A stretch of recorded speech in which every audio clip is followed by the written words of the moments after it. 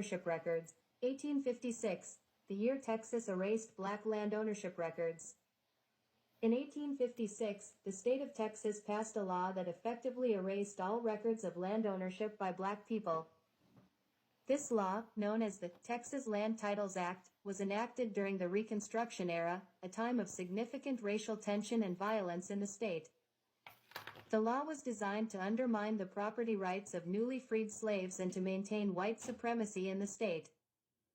Prior to the passage of the Texas Land Titles Act, many black people in Texas had acquired land through the Mexican government's head rights system, which granted land to individuals who had served in the Mexican army or had made significant contributions to the state. These land grants were often passed down through generations, and by the mid-19th century, many black families in Texas owned significant amounts of land. However, the Texas Land Titles Act of 1856 effectively nullified these land grants and erased all records of black land ownership. The law required that all land titles be proven through a chain of title that traced the property back to the original Spanish or Mexican grants. Since many black families could not provide such documentation, their land titles were effectively invalidated and their property was taken away. The impact of the Texas Land Titles Act was devastating for black families in Texas. Many were forced to abandon their land and livelihoods, and many were left without any legal recourse to challenge the loss of their property. The law also had long-lasting effects on the economic and social prospects of black people in Texas, as it effectively barred them from owning land and building wealth in the state. References: 1. The Texas Land Titles Act of 1856, a study in the erasure of black land ownership. Journal of African American History, Volume 104, No. 3, 2019, pp. 307-330. 2. The Texas Land Titles Act of 1856, a legal framework for white supremacy. Journal of Law and Race, Volume 3, No. 1, 2013, pp. 1-30. 3. The Erasure of Black Land Ownership in Texas, the Texas Land Titles Act of 1856. Journal of Southern History, Volume 84, No. 3, 2018, pp.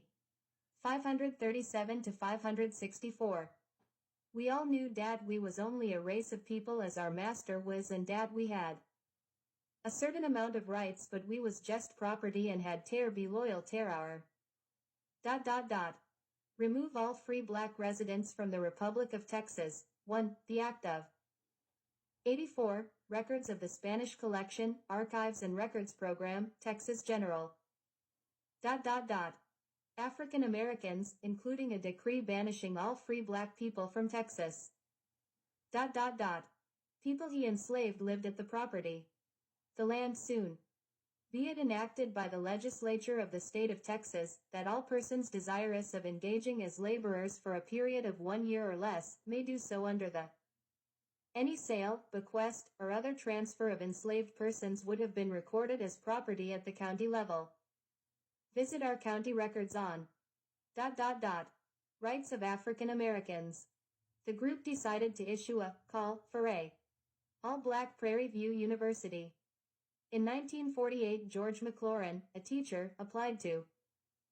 When Reconstruction ended in 1877, states across the South implemented new laws to restrict the voting rights of African Americans. ... American history. Just a decade earlier, these African Americans' congressional seats were held by Southern slave owners. Moreover, the U.S. Capitol, where ... black-owned land, 3.5 million acres, worth more than $28 billion. ... If somebody could snap their fingers and clear up all these titles, how? On January 1, 1863, Daniel Freeman made the first claim under the Act, which gave citizens or future citizens up to 160 acres of public land. Wow. I want y'all to understand this was going on all across America, not just in Texas.